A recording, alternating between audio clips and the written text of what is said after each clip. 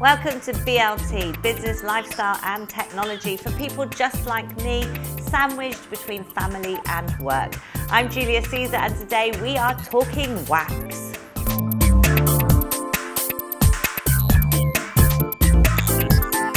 So now you just want to leave this on your arm for 3 to 6 minutes, and then you're going to go in with your little scraper and just remove the product. As I've always wanted to do laser hair removal. Use a little bit more of this and you put it on the skin and then you make a little lip at the end so you have something to pull off. So, is there like a technique that you use? You always start by molding the wax in the same way your hair grows. The hair removal business is worth $11 billion a year, and it's not just women who are having it done. Men are spending $4 billion a year on manscaping. Well, Danielle and Maria Louise are the founders of Strip. How did you grow the business from the idea to now? We saw a gap in the market sort of around 12, 13 years ago, having both been in the industry. We were the only wax bar around, so it was unheard of. You had nail bars everywhere, but no other wax bars. So we were the first to introduce a wax-only bar to the UK. Yeah. Other places such as Australia were far ahead of us in terms of waxing. So I think we went about looking at sort of what we could do to improve that particular service.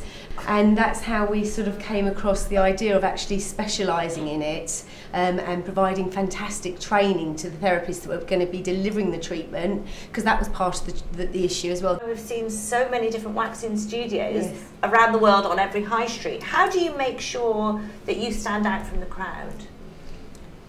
Our service and our technique, and also I think our treatment rooms, you know. Yeah, the environment is, we'd like to make it a little bit more special. We wanted it more fun, and having TVs in the room and doing the rooms up in a themed environment is a little bit different. So that's how we started, because we knew that we didn't want to be a typical clinical salon. And you did a lot of research about the actual wax. It's from Australia. We really wanted to source something that was different to what was being used in the UK. Our wax is different because you actually apply a oil onto the skin, and that protects the skin, so that the wax actually shrink wraps around the hair, and when you pull it off you actually don't have that pull and tear on the skin itself. You have in the past been asked if you want to franchise around the world, and you haven't done that. Why is that? I just think, you know, what we have with Strip is very, very special. We've worked so hard, well over a decade, to keep raising the standards in hair removal, and it's very difficult as the business grows to keep that integrity and not dilute the brand and the ethos and what we all stand for, which is, you know, a very hard-working company that is constantly striving to deliver the best treatments possible. We'd have to find someone really, really strong to help you know, take on the franchise in different parts of the world that really have a great deal of integrity. So I don't know, it's sometimes difficult to find the right person, the right match. Well, when you're sisters, you know, you can sort yourselves out, can't you? Yeah.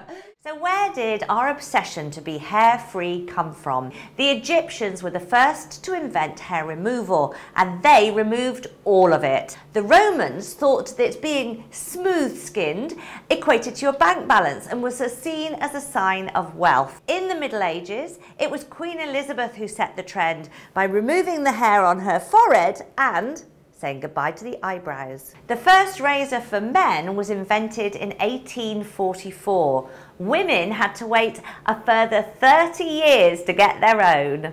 In the 1950s, everything was hair removal cream. And in the 1960s, when the bikini became popular, waxing was introduced. That's it for your BLT sandwich for today. Next week, we will be talking about what holds women back, and we'll be showing you how you can break through those barriers. Please don't forget to like and share our videos, please.